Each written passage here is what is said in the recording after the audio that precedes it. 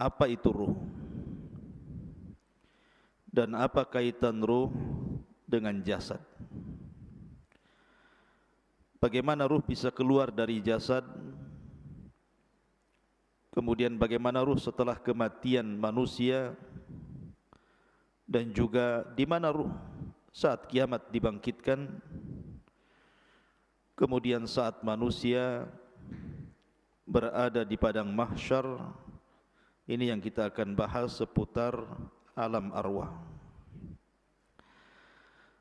Ma'asyiral muslimin yang dimuliakan Allah Subhanahu wa taala. Dahulu Nabi sallallahu alaihi wasallam ketika hijrah dari Mekah ke Madinah, ketika itu Nabi sallallahu alaihi wasallam lewat di sekumpulan orang-orang Yahudi. Karena tahu bahwa Madinah itu penuh dengan orang-orang Yahudi kala itu. Dan kebetulan Nabi SAW bersama sahabat Abdullah ibnu Mas'ud radhiyallahu an. Maka Yahudi ini, sebagian mereka dengan sebagian yang lainnya saling berbincang dan mengatakan saluhu, saluhu. Tanyalah dia. Maksudnya ragu-ragu mereka mau nanya Nabi SAW.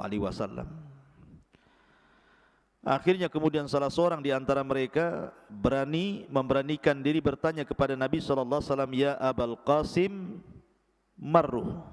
Wahai Abul Qasim, saya ingin bertanya kepadamu, apa itu ruh? Maka Nabi SAW tidak langsung menjawab. Kemudian Rasul menyingkir dari mereka, kemudian Rasul pun bersandar di bawah pohon kurma. Kata Abdullah bin Mas'ud radhiyallahu anhu mengatakan, fa'alimtu annahu yuha ilaihi, dan aku mengetahui bahwa Rasul sedang diturunkan wahyu kepadanya. Maka sejenak kemudian Nabi SAW bangkit, kembali menemui orang-orang Yahudi dan membacakan surah Al-Isra. Yas'alunaka 'anir ruh, qulir ruhu min amri rabbi wa ma utitum minal ilmi illa qalila. Mereka bertanya-tanya soal ruh. Katakan ya Muhammad kepada mereka orang-orang Yahudi itu, ruh itu urusan Rabbku, dan apa yang Allah berikan kepada kalian dari pengetahuan itu tidak banyak. Ada juga kisah yang sejenis dengan kisah ini. Ketika orang-orang musyrik Arab datang ke kota Madinah untuk bertanya kepada orang Yahudi tentang Nabi yang baru muncul di Mekah. Karena orang-orang musyrik Arab tahu bahwa orang Yahudi itu kaum yang diberikan kitab. Mereka minta pendapat tentang kemunculan Nabi yang ada di Mekah itu kepada orang-orang Yahudi Madinah. Maka orang-orang Yahudi Madinah mengatakan kepada orang-orang musyrik Arab, tanyalah kepada orang yang ngaku Nabi di daerahmu itu 3 soalan. Kalau dia sanggup menjawab, memang dia seorang Nabi. Kalau dia tidak sanggup menjawab, dustakan kenabiannya. Lah salah satu pertanyaan yang diajarkan orang Yahudi kepada orang-orang musyrik, tanya kepada orang yang ngaku Nabi di daerahmu itu, apa itu ruh? Akhirnya kemudian ditanyakan kepada Rasul dan turunlah surah Al-Isra ayat 85. Mereka bertanya-tanya soal ruh, katakan ya Muhammad, ruh itu urusan Rabbku. Dari sini menunjukkan bahwa ruh itu tidak ada yang tahu bentuknya seperti apa. Tidak ada yang tahu. Makanya lihat perdebatan Abu Hanifah. Ketika berdebat dengan orang-orang ateis soal ketuhanan. Karena orang-orang ateis ini menganggap bahwa Tuhan itu tidak ada. Tetapi kita bagi kaum muslimin, Tuhan itu ada walaupun tidak bisa dilihat, tapi bisa dirasakan keberadaannya dengan melihat alam semesta dan juga ayat-ayat syariah. Lah salah satu perdebatan Abu Hanifah dengan orang ateis itu, dia mengatakan begini, pernah enggak kamu itu duduk di hadapan orang sakit, berkunjung kepada orang sakit, kemudian duduk di hadapan orang sakit? Kata orang ateis ini, ya aku pernah. Kemudian, pernahkah engkau melihat orang sakit itu sampai menghembuskan nyawa terakhir dia, keluar ruhnya? Dia mengatakan, pernah.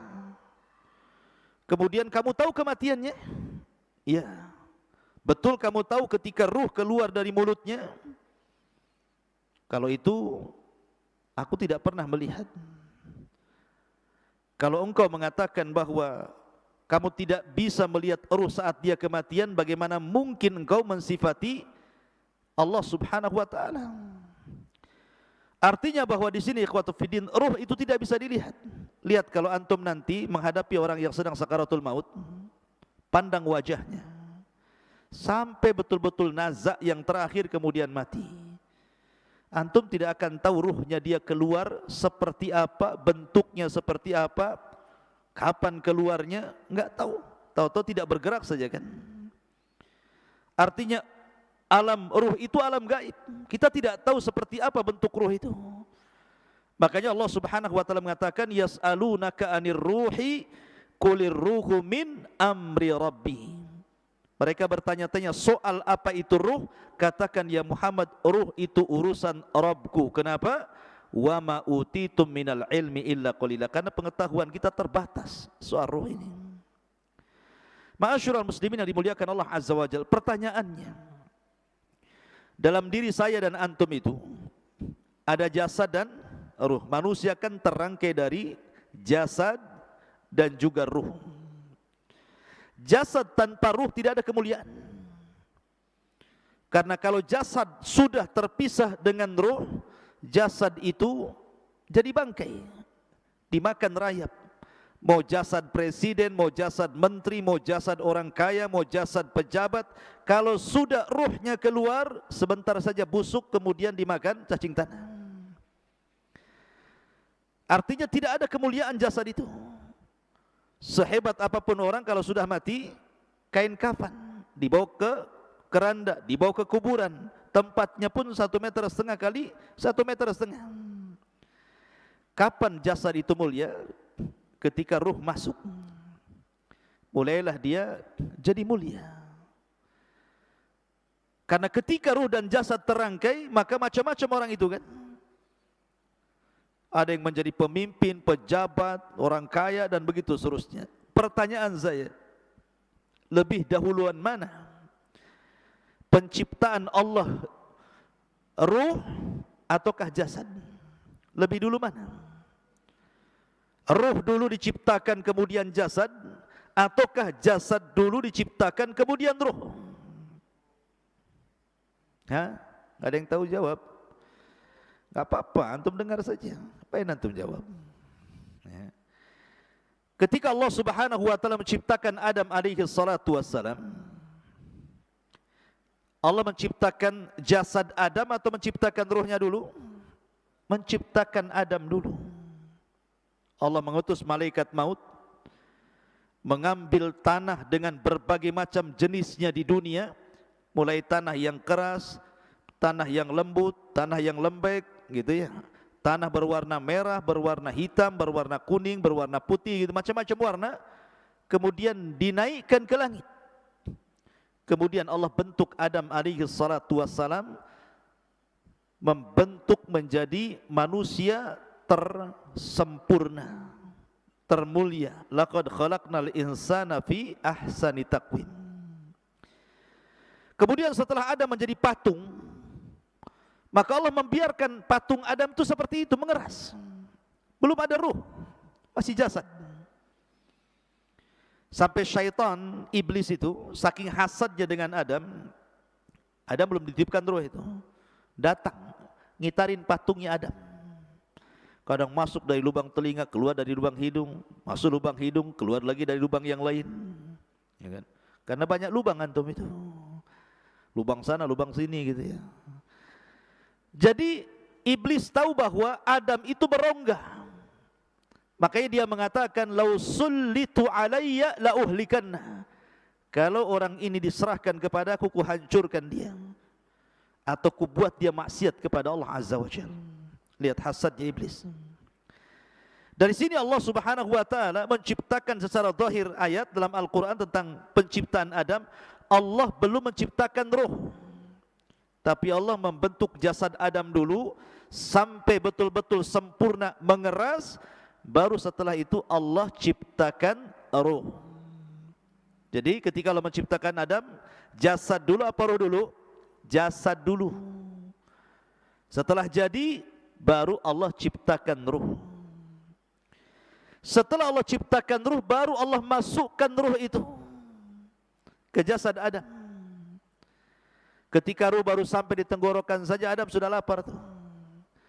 Kemudian bersin, haji. Ya, kemudian Allah mengatakan, ya Adam, katakan alhamdulillah. Maka Adam mengatakan alhamdulillah. Maka Allah mengatakan yarhamuka rabbuk. Kemudian ruh masuk lagi ke badan Adam, mulai tangan bergerak tuh. Di sampingnya ada pohon berbuah-buahan, dia maunya ngambil saja itu, padahal belum sampai jejak ke kaki ruhnya itu. Makanya manusia itu tercipta tergesa-gesa seperti abina bapak kita Adam. Baru setelah sempurna ruh itu sampai di kaki, sempurnalah Adam itu menjadi manusia yang disebut dengan nafsun. Ada ruh, ar-ruhu, ada an-nafsu dalam bahasa Arab. Kalau ruh ya ruh, kalau nafsu itu jiwa. Dan jiwa itu artinya terangkainya ruh dengan jasad, dalam bahasa Arab disebut nafsun. Kalau ruh, ruh saja. Kalau jasad, jasad saja. Kalau sudah nyatu disebut nafsun. Ya ayyutuhan nafsul mutmainnah. Wahai jiwa yang tenang, karena ruhnya masih dalam jasad. Ukhruji ila ila ridwanullah, keridhaan Allah Subhanahu wa taala. Ma'asyiral muslimin yang dimuliakan Allah, ini kalau binisbah dengan Adam, bahwa ruh itu diciptakan sebelum atau setelah? Setelah Adam diciptakan. Adam dulu diciptakan, baru ruhnya diciptakan. Tetapi kalau kita selain Adam alaihi salatu wassalam, dibalik, ruhnya dulu diciptakan, baru kita diciptakan. Ya. Karena dalam hadis Bukhari, ketika Nabi SAW bersabda tentang cerita penciptaan manusia, di mana Allah Subhanahu wa taala ketika menciptakan manusia itu, pertama 40 hari segumpal air mani, kemudian 40 hari kedua segumpal darah, kemudian 40 hari ketiga menjadi segumpal daging, berbentuklah dia manusia. Kalau dihitung berarti 4 bulan. 30 kan, 40 1 bulan kan 30 hari. Berarti 40 segumpal mani, 40 segumpal darah, 40 segumpal daging. Berarti pas 4 bulan usia janin itu sudah membentuk manusia. Dari sini Allah mengutus malaikat yang memang menghantarkan ruh. Kemudian dimasukkan ruh itu, kemudian dicatat rizkinya, dicatat amalannya, dicatat celakanya, dicatat kebahagiaannya, semua dicatat di situ. Maka dari sini kata para ulama, kalau Adam alaihi salatu wassalam diciptakan dulu jasadnya, baru kemudian ruhnya setelahnya diciptakan. Tapi kalau kita diciptakan dulu ruhnya, baru diciptakan jasadnya. Begitu kata para ulama. Kenapa demikian? Karena ketika Allah Subhanahu wa taala menciptakan Adam, kemudian Adam sudah berbentuk manusia, ada jasad dan ruh, Allah mengusap zahra Adam, pundaknya Adam diusap di sini. Ya. Lah ketika Allah Subhanahu wa taala mengusap pundaknya Adam, apa yang terjadi? Fa akhraja min dhahri Adam kullu nasmatin min dzurriyyatihi min khalqihi ila yaumil qiyamah. Dalam hadis Rasul, kemudian keluarlah dari pundak Adam ini, punggung Adam ini, ruh-ruh dari zuriyahnya Adam, dari anak cucunya Adam. Zuriyah diambil dari kata-kata dzarrah. Dzarrah itu semacam semut, bahkan lebih kecil dari semut, kecil tidak nampak. Ya. Jadi keluar rohnya dari situ, dan itu kelak akan menjadi anak cucu Adam. Lah kemudian suatu ketika Adam melihat dari ruh-ruh yang keluar dari pundak Adam itu, dan itu nanti akan menjadi anak cucu Adam alaihi salatu wassalam, melihat salah satu di antara mereka ada yang bercahaya dahinya. Kemudian Adam bertanya, siapa itu? Maka malaikat mengatakan, itu Daud, salah satu turunanmu. Karena takjubnya Adam, berapa usianya? 60 tahun. Pendek kali ku tambah umurku atau usiaku 40 tahun, genapkan 100 tahun dia. Akhirnya Adam menghibahkan 60 tahun usianya, 40 tahun usianya untuk Nabi Daud supaya digenapkan menjadi 100 tahun. Dari sini bahwa ruh sudah diciptakan dulu. Karena ketika Allah mengusap pundak Adam, disitulah keluar arwah-arwah yang kelak akan menjadi anak cucu Adam sampai kiamat dibangkitkan. Banyak, berapa ruh itu jumlahnya coba? Jumlah manusia kan miliaran, dikeluar banyak gitu. Lah dari sinilah mereka akhirnya ditempatkan di sebuah tempat yang disebut dengan alam ruh. Disinilah terjadi mitsak, perjanjian antara ruh dengan Allah subhanahu wa ta'ala. Dan itu disebutkan dalam surah Al-A'raf ayat 172. Wa id akhadha rabbuka min bani Adam min duhurihim durriyatahum wa ashhadahum ala anfusihim alastu bi rabbikum qalu bala syahidna an taqulu yaumal qiyamati inna kunna an hadza ghafilin. Dan ingatlah ketika Rabbmu membuat perjanjian dengan anak turunan Adam,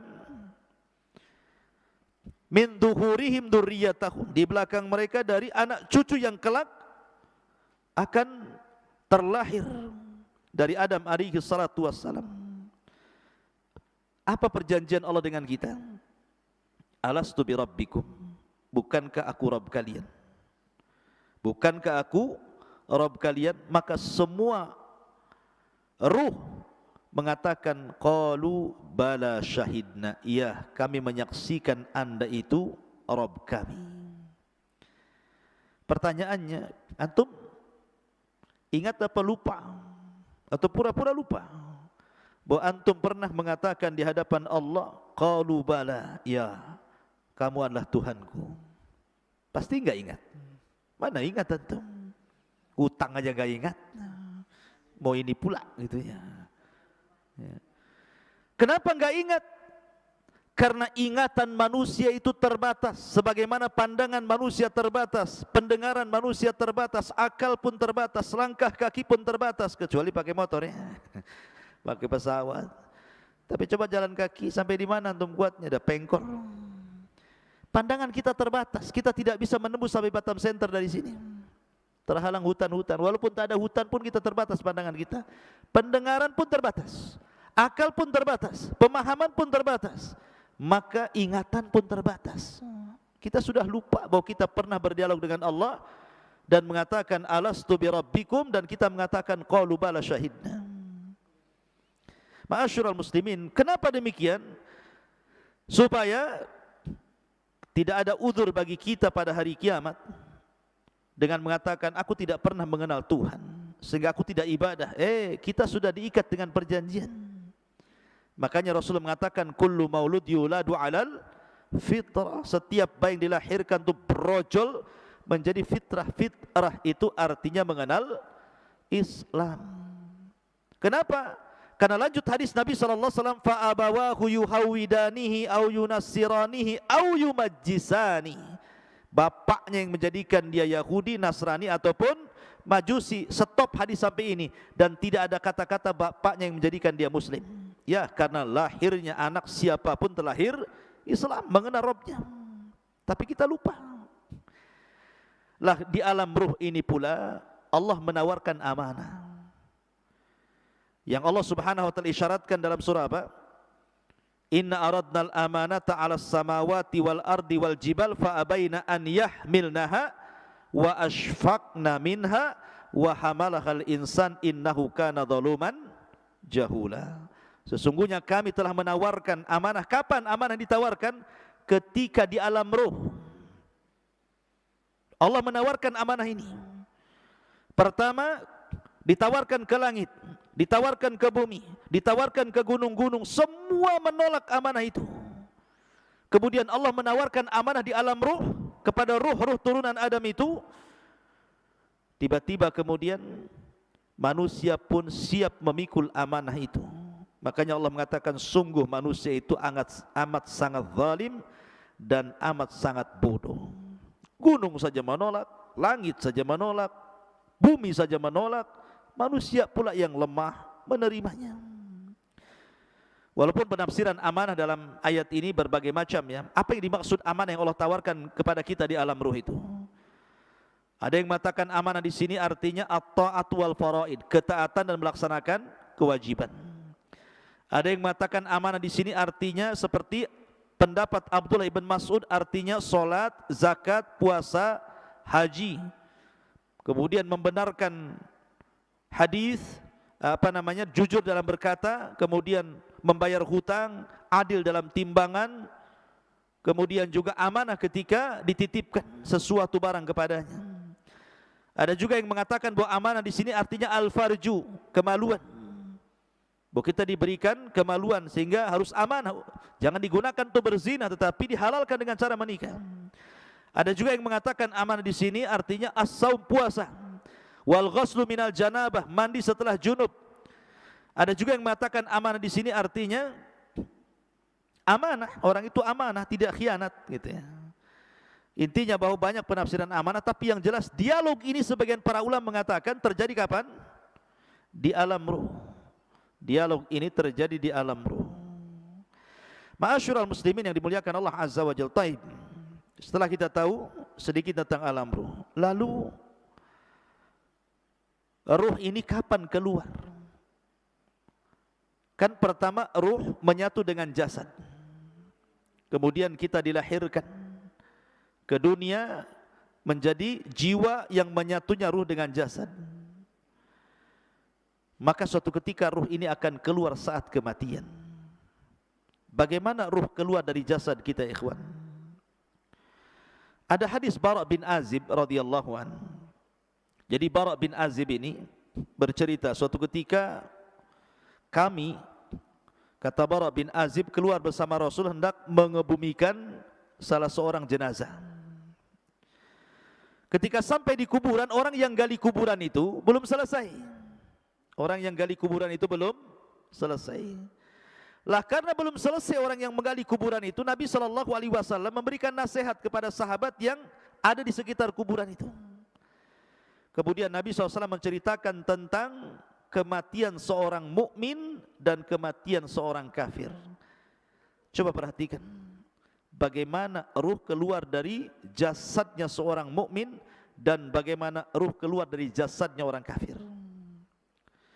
Kata Nabi SAW, innal abdal mu'min idza kana fi inqita'in minad dunya wa ikbalin minal akhirah, apabila hamba mukmin ini hendak terputus dari dunia dan menghadap akhirat, nazala ilaihi malaikatun minas sama bidul wujuh, maka akan turun malaikat dari langit, wajahnya sangat putih.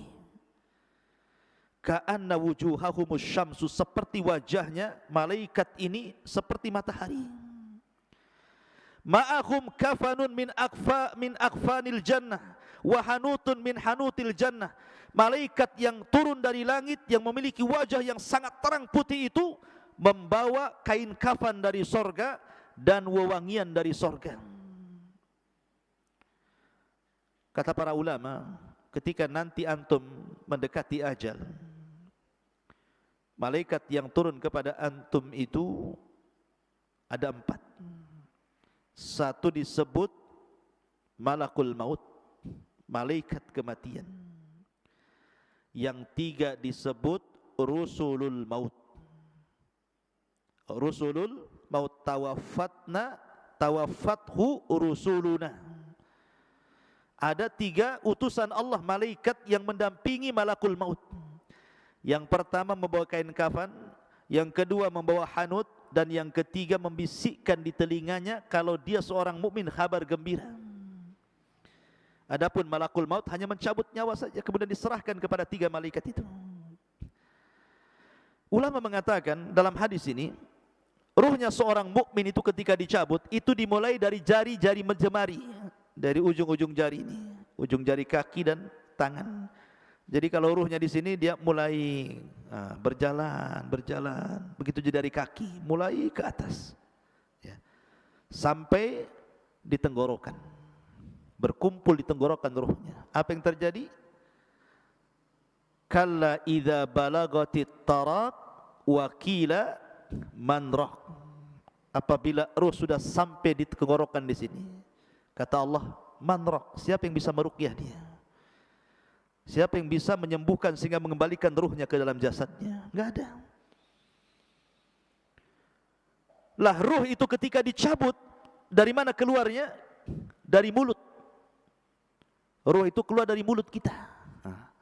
Kemudian ketika dia keluar, mata ini memandang ruh itu keluar. Makanya Rasul mengatakan, apabila ruh dicabut, tabi'ahul basar, pandangan kita mengikutinya. Makanya setiap orang yang mati pasti melotot matanya. Makanya antum kalau melihat orang mati melotot, cepat antum tutup, takut menakutkan orang. Kata Nabi SAW, ruhnya mukmin itu apabila keluar seperti tetesan air yang terakhir keluar dari mulut teko. Min famis siqa, kata Rasul. Kalau saya boleh analogikan, ikhwan, kalau antum punya teko, isinya banyak airnya, kemudian antum tuangkan, tentu air yang pertama keluar itu deras sekali, karena masih penuh masalah tekonya. Kalau dituangkan tuh pasti deras dia, kayak model pancuran kan gitu ya. Coba kalau seandainya di teko itu tinggal 1 tetes, kemudian antum tuangkan, pasti dia tidak akan mengalir deras, pasti akan sedikit mengalir sampai di ujung teko, kemudian menggantung dulu, kemudian baru netes gitu ya. Artinya bahwa ruhnya seorang mukmin itu keluar seperti tetesan terakhir dari mulut teko, pelan tapi pasti, pelan, kemudian keluar dari mulutnya. Ketika itu malaikat yang menghibur jasadnya seorang mukmin ini mengatakan, ya ayyatuhar ruhul, ya ayyatuhan nafsul mutmainnah, irji ila rabbiki radiyatan mardiyah. Wahai jiwa yang tenang, keluarlah pelan-pelan menuju keridhaan Allah Subhanahu wa taala. Maka ketika betul-betul keluar, maka ruh itu kemudian naik ke langit. Sudah terpisah alamnya, dia kembali keluar dari jasad. Lah ruh ini langsung ketika sudah ditangkap oleh malaikat maut, sudah dikeluarkan, maka diserahkan kepada malaikat yang membawa kain kafan dan hanut dari sorga. Langsung dikain kafani, kemudian dibaluri minyak wangi, kemudian diangkat ke langit. Kemudian langit pertama, dia mengetuk pintu. Kata penjaga langit pertama, siapa? Fulan bin Fulan. Siapa yang dibawa? Ruhnya Fulan ibn Fulan. Karena dia ruhnya orang baik, maka malaikat yang ada di langit semuanya memujinya. Kemudian dibukalah pintu langit pertama, kedua, ketiga, keempat, kelima, ketujuh. Dia melintasi langit yang ketujuh. Kemudian diberjumpakan dengan Allah Subhanahu wa taala, dan Allah katakan kepada ruh orang mukmin ini, letakkan catatannya fil illiyin, tapi kembalikan ruhnya ke dalam jasadnya. Maka catatannya naik sampai di tempat yang paling tinggi di sorga, kemudian ruhnya dikembalikan ke bumi. Ketika ruhnya dikembalikan ke bumi, ada yang mengatakan batas ruh naik ke langit itu sebatas ketika dia mulai dimandikan, mulai dikafankan, kemudian dikuburkan, ruh itu kembali ke dalam kuburan. Kemudian Allah satukan kembali ruh itu dengan jasad di alam kubur itu. Ketika itu dia baru sadar karena terjadi himpitan dhaghtah alam kubur. Jadi alam kubur menyempit. Kuburan itu menyempit sehingga kalau dia jasadnya orang kafir bisa remuk itu badan dan tulang-tulang itu. Tetapi himpitan bumi ketika orang dimasukkan ke dalam kuburan itu, kalau dia seorang mukmin seperti dipeluk oleh ibunya. Kalau ada bayi dipeluk sama ibunya rapat-rapat gitu, seperti itu rasanya. Karena kita diciptakan dari tanah, kembali ke tanah, maka seolah-olah tanah itu bagi ibu kita. Tapi ingat, kalau jasadnya orang kafir, maka diremukkan dengan tanah semua tulang-tulangnya. Ma'asyiral muslimin, inilah yang dikatakan Rasul, seandainya ada yang selamat dari himpitan kuburan, maka tentu yang selamat adalah bayi ini. Tapi bayi ini pun tidak akan selamat dari himpitan kuburan. Dalam riwayat, kalaulah ada yang selamat dari himpitan kuburan, tentu yang selamat adalah Sa'd bin Mu'adz, karena saat kematiannya arus Allah berguncang. Tapi Sa'ad bin Mu'adz pun tidak selamat dari himpitan kubur. Lah setelah itu baru datang dua malaikat yang disebut dengan Munkar dan Nakir. Lah Munkar dan Nakir ini membawa fitnah yang disebut dengan fitnah kubur. Kemudian dia mengatakan, man rabbuk, siapa Rabbmu? Kemudian juga setelah ditanya siapa Rabbmu, kemudian wa man nabiyuk, siapa nabimu? Atau ma taqulu bihadzal rajul, apa yang kau katakan terhadap orang ini, maksudnya Nabi SAW. Kemudian wa madinuk, apa agamamu? Karena dia seorang yang beriman, tentu gambarannya seperti yang di dalam Al-Quran, yuthabbitullahu alladhina amanu bil qawli tsabit fil hayatid dunya wal akhirah. Akan mantap jawabannya. Dia mengatakan Rabbi Allah, Rabbku Allah. Ketika ditanya bagaimana pendapatmu tentang orang ini, maksudnya Rasul SAW, dia mengatakan huwan nabi, dia nabiku Muhammad SAW. Ketika ditanya wa madinuk, apa agamamu, maka dia dengan terangnya mengatakan diniyal Islam, agamaku Islam. Dia berhasil menjawab. Apabila berhasil menjawab yang terjadi, maka Allah berfirman, an sadaqa abdi, hambaku telah benar. Hambaku telah benar. Karena telah benar, bukakan pintu sorga.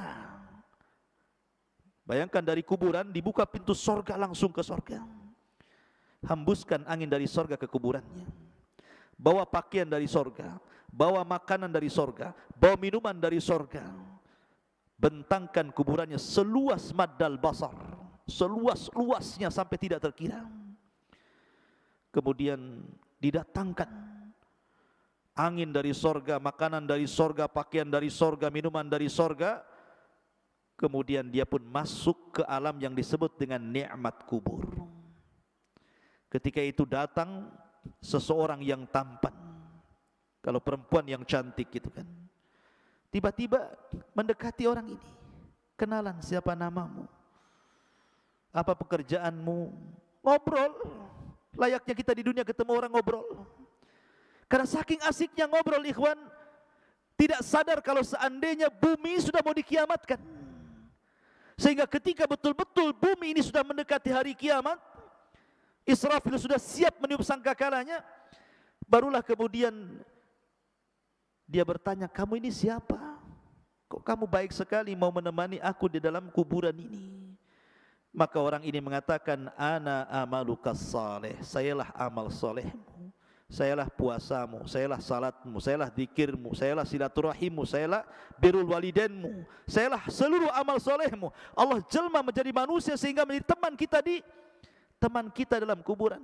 Ikhwan, kalau antum di penjara sendiri stres, tapi kalau ada kawannya minimal ngurangi stres. Adam saja diberikan sorga dengan berbagai macam nikmatnya, belum dikatakan sempurna kecuali diberikan kawan, diciptakan Hawa baru masuk ke sorga. Jadi ikhwatu fillah muliakan Allah Azza wa Jal, tetapi ruhnya seorang kafir, lihat bagaimana hadisnya. Adapun ruh seorang kafir, ketika idza kana fi inqita'in minad dunya wa iqbalin minal akhirah nazala ilaihi minas sama'i malaikatun ghiladun shidadun sudul wujuh ma'ahu al-masuhu minan nar. Subhanallah. Kalau seandainya orang fajir, orang kafir, orang fajir, orang jahat ini mati, hendak meninggalkan dunia dan menghadap akhirat, maka turun dari langit itu malaikat yang ghilad, syidad, yang sangat keras, yang sangat jahat. Sudul wujuh, wajahnya hitam, kelam, gosong, dan membawa kain kafan dari neraka yang sangat busuk baunya. Kemudian dia pun duduk di samping orang yang mau ihtidar, mau mati dari orang kafir ini. Maka malaikat yang jelek rupanya ini langsung meneriakkan di telinganya, ya ayyatuhan nafsul khabithah ukhruji ila sakhatim minallahi wa ghadabih. Hei jiwa yang buruk, keluar kau kepada kemurkaan Allah dan laknatnya, keluar kamu. Coba kalau saya buat analogi, antum ada di rumah, tiba-tiba di luar rumah ada yang berteriak, keluar, keluar Noval, mau enggak uang 1 miliar? Keluar enggak antum? Keluar. Pal, keluar, kubunuh kau. Keluar enggak? Keluar tapi lewat belakang, lari. Ya kan? Jadi ruhnya seorang mukmin seperti tadi teriakin, keluarlah, ini saya kasih uang tumpuk 1 miliar, pasti dia keluar enak. Tapi kalau kemudian ditakut-takuti, dia nggak mau kan keluar, maka ruhnya orang kafir kan ditakut-takuti dan mengatakan, ukhruji ya ayyatuhan nafsul khabitha ukhruji ila saghati minallahi wa ghadabi. Dia kan ditakut-takuti malaikat ini. Maka orang ini tidak mau keluar ruhnya, maka dicabut paksa, kata Nabi SAW, seperti apa? Seperti pisau yang bengkok, kayak cerulit. Kemudian dimasukkan ke kambing wol. Antum tahu kambing wol itu kan bisa 1 jengkal tuh. Ininya bulunya kan, kambing wol itu besar. Apalagi kalau sudah jarang dimandikan itu udah brekele itu, rambutnya itu nempel satu dengan yang lainnya itu. Jadi ketika rambut kambing ini banyak, dimasukkan pisau yang berbengkok gini ya, safud dalam hadis itu. Kemudian setelah nempel begini, disiram rambutnya, langsung gini. Jadi susah jadinya pisaunya ini. Kira-kira kalau seandainya pisau yang dimasukkan ke bulu wol, kemudian disiram, kemudian dipaksa begini, apa enggak rontok semua bulunya tuh? Lah Rasul mempermisalkan ruhnya orang kafir ketika dicabut itu seperti itu. Seperti senjata yang bengkok dimasukkan di bulu kambing wol, kemudian disiram, kemudian dipaksa, rontok semua bulunya, rontok semua persendiannya, sakit yang luar biasa. Tapi tetap dia harus keluar. Ketika dia keluar, diserahkan kepada malaikat yang membawa kain kafan dari neraka yang sangat busuk itu. Dia pun tidak tahan di situ, ruhnya itu diangkat ke langit. Malaikat semua tersakiti dengan ruh ini karena baunya. Ini ruh siapa? Bau busuk sekali. Semua menyingkir malaikat itu, tidak ada yang mau mendekat. Ketika kemudian penjaga langit pertama diketuk supaya ruh ini naik ke langit, nggak mau dibukakan sama sekali, nggak mau dibukakan. Dari sini Allah Subhanahu wa taala berfirman dalam Al-Qur'an, la tufattahu lahu abwabus sama wa la yadkhulunal jannah hatta yalijal jamalu fi sammil khiyat. Ketika ruhnya orang kafir naik ke langit pertama, la tufattahu lahu abwabus sama. Allah atau malaikat tidak ada satupun yang membuka pintu-pintu langit. Bahkan dia akan masuk neraka. La tufattahu lahum abwabus sama wa la yadkhulunal jannah, dan dia tidak akan masuk surga orang kafir itu hatta yalijal jamalu fis samil khiyat, sampai ada cerita unta masuk ke liang jarum, kata Allah. Liang jarum seberapa? Jarum liangnya kecil, unta besar. Gimana masuk ke liang jarum? Gimana caranya? Dijadikan benang dulu untanya baru bisa masuk. Artinya bahwa mustahil ada unta masuk ke liang jarum. Kecuali kalau jarumnya gede gitu ya. Lubangnya seperti pintu itu. Mana ada jarum? Ya. Jarumnya kecil, jarum itu. Artinya mustahil orang kafir masuk surga. Lah ketika tidak dibukakan pintu langit, akhirnya oleh malaikat yang sudah capek-capek bawa ke atas, dilempar ruh itu. Bayangkan. Dilempar ruh itu, sehingga ruh itu jatuh dari ketinggian itu. Kemudian ketika bersatu dengan jasadnya seperti antum, jatuh dari atas. Gimana rasanya tuh? Gak usah dirasakan, pasti sakit. Ya. Rontok semuanya. Sudah kesakitan, tiba-tiba dihimpit lagi kuburan, langsung remek semuanya. Setelah ada himpitan kubur, tiba-tiba datang malaikat Munkar dan Nakir, kemudian berteriak dan menekan suaranya, "Man rabbuk?" Siapa Rabbmu? Enggak kaget dia. Ya. "Wa man nabiyuk?" Siapa nabimu? "Wa ma dinuk?" Apa agamamu? Makanya dia lagi pusing, lagi merasakan sakit, dia hanya mengatakan, "Ha la adri." Fayaqulan, "Ha la adri." Saya tidak tahu. "Aqulu kama qalan nas wa fa'altu kama fa'alan nas." Aku hanya mengikut-ikut orang saja, enggak tahu. Maka dia pun akan dicambuk oleh malaikat. Kalau seandainya cambukan itu dicambukkan ke gunung Uhud, maka cukup menghancurkan Uhud itu. Bagaimana kalau dicambukkan ke jasad manusia? Turuhnya seorang kafir itu. Ma'asyiral muslimin yang dimuliakan Allah Subhanahu wa taala. Jadi kalau saya ringkas dari hadis Bara' bin Azib ini, pertama, keluarnya ruh seorang mukmin dari jasad seorang mukmin. Yang kedua, ruh ini dibawa ke langit oleh malaikat. Kemudian yang ketiga, dikembalikan ruh ke dalam jasadnya. Begitu juga ruhnya orang kafir. Itu saat kematian. Lalu setelah kemudian masuk ke alam kubur, apakah azab kubur itu birruhi wal jasad, menyatunya ruh dan jasad, ataukah ruh saja? Maka Syekhul Islam Ibnu Taimiyah rahimahullahu taala mengatakan bahwa azab kubur itu yang rajih menurut ahli sunnah wal jamaah, dan ini menyelisih pendapat orang-orang Mu'tazilah dan ahli kalam, bahwa yang rajih wallahu alam adalah ruh dan jasad dijadikan satu. Walaupun ketika di dunia jasad itu utama, ruh itu mengikut. Kalau di alam kubur ruh utama, jasad itu mengikut. Karena alamnya sudah alam beda, alam gaib bagi kita dengan kuburannya. Jadi yang penting ruhnya. Tetapi kalau ingin merasakan sakit, maka disatukan dengan jasadnya supaya dia merasakan bagaimana siksaan itu, sakitnya luar biasa.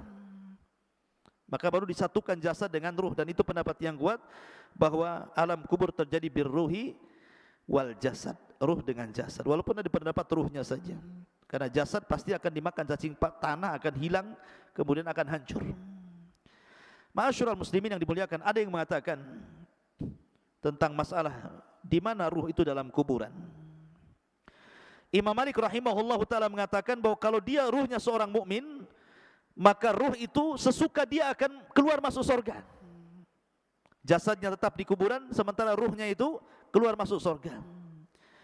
Ada juga pendapat Ka'ab Ibn Akhbar mengatakan ruhnya seorang mukmin akan diletakkan di langit ketujuh di Iliyin. Adapun ruhnya orang kafir akan diletakkan di Sijin, di bawah bumi yang paling dasar.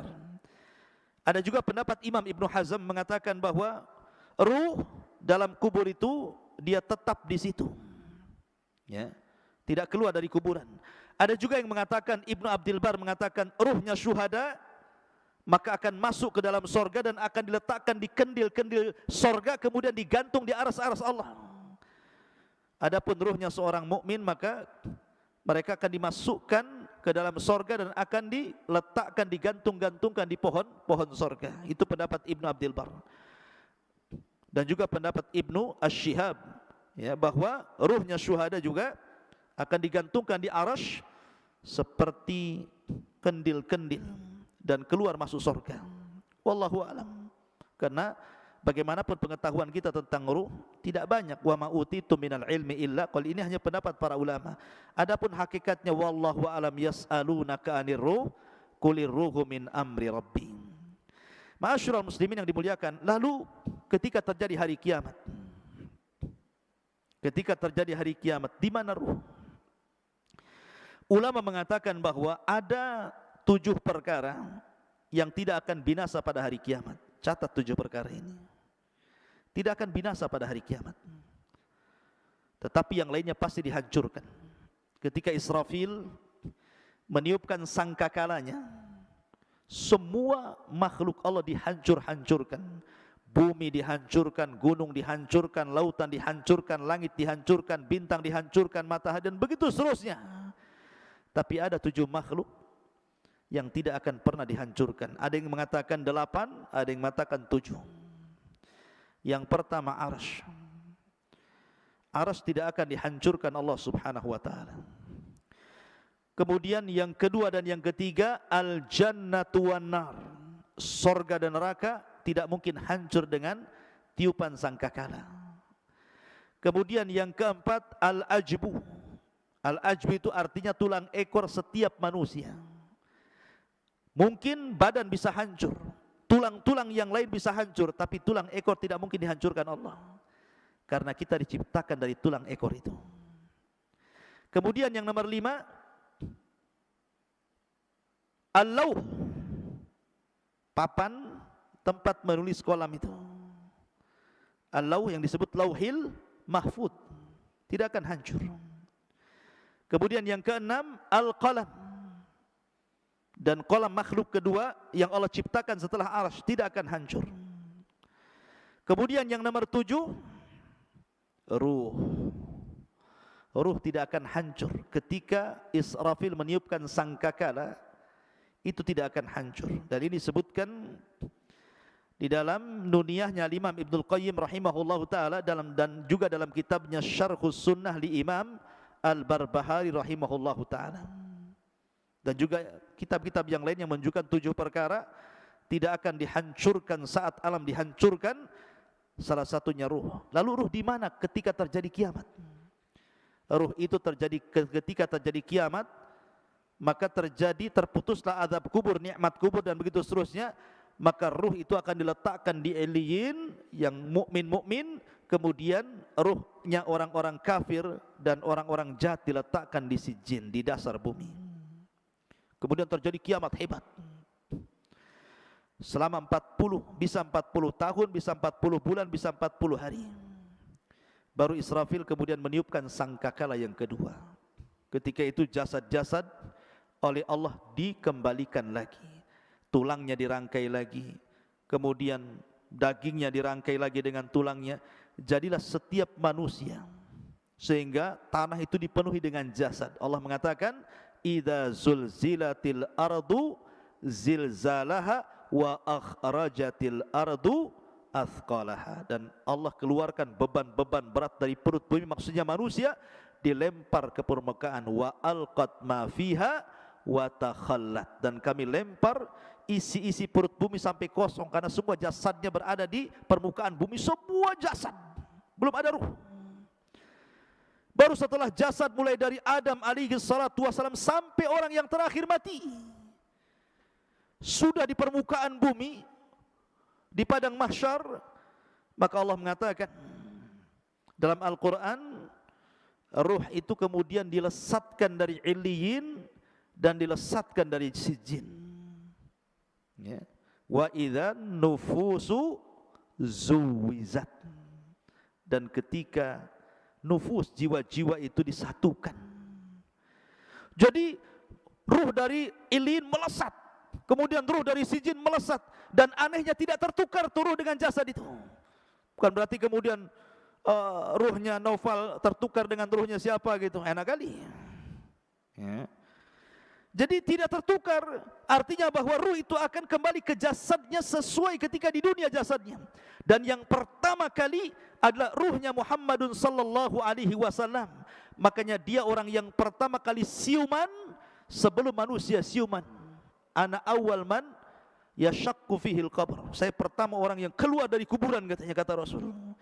Kemudian aku melihat Nabi Musa sedang bersandar. Aku ragu-ragu apakah dia dulu ataukah aku, kata Rasulullah. Kan gitu ya. Baru kemudian bangkit semua, karena sudah nyatu lagi ruhnya tuh. Kemudian ketika bangkit, bingung orang-orang kafir ini. Sehingga mereka mengatakan, ya wailana man ba'atsana mim marqadina, celaka siapa yang membangunkan aku ini dari tidur-tidurku ini. Tapi orang-orang yang beriman mereka mengatakan, hadza ma wa'adar rahman wa sadaqal mursalun. Inilah janji Allah dan benarlah ucapan para rasul. Berarti dari sini terjadi infisal ruh dengan jasad berapa kali? Pertama, ketika ruh kita dengan jasad kita dalam janin terpisah. Karena jasad belum diciptakan, ruh sudah diciptakan. Ya, itu perpisahan pertama, ruh dengan jasad. Kemudian yang kedua, saat kematian, ruhnya dicabut lagi dari jasad. Kemudian disambungkan lagi di alam kubur. Kemudian setelah terjadi kiamat, dipisahkan lagi ruhnya, diletakkan di Eliyin, kemudian di padang mahsyar disatukan lagi, dan tidak akan pernah dikeluarkan lagi setelah itu, baik yang masuk ke dalam sorga ataupun yang masuk ke neraka. Tetapi yang ada kelak, badan kita akan dibesarkan. Kata para ulama, kapan? Ketika membaca catatan amal. Ketika Naufal membaca catatan amal 1, 2, kalau itu amalan baik dibaca, maka bercahayalah wajahnya, mengembang badannya. Dibaca lagi catatan kebaikannya, makin bercahaya, makin mengembang, makin bercahaya, makin mengembang, sehingga tanpa sadar badan itu besar, sehingga tingginya 30 meter 60 hasta, lebarnya 7 hasta 3,5 meter, dan bentuk mereka semua sama, kasurati abikum Adam, seperti gambaran bapak kalian Adam alaihi salatu wassalam. Tuluhu sittuna dira'ah, panjangnya tingginya 60 hasta atau 30 meter. Barulah disitulah mereka menitis titian siratal mustaqim, wallahu alam, sampai akhirnya yang berhasil masuk surga itu karena amalan dan ketaatannya, yang tidak berhasil karena perbuatan maksiat dan dosanya. Wallahu alam bisawab. Inilah diantara alam arwah. Subhanakallah bihamdika asyhadu an la ilaha illa anta astaghfiruka wa atubu ilaik. Allahu ta'ala. Assalamualaikum warahmatullahi wabarakatuh.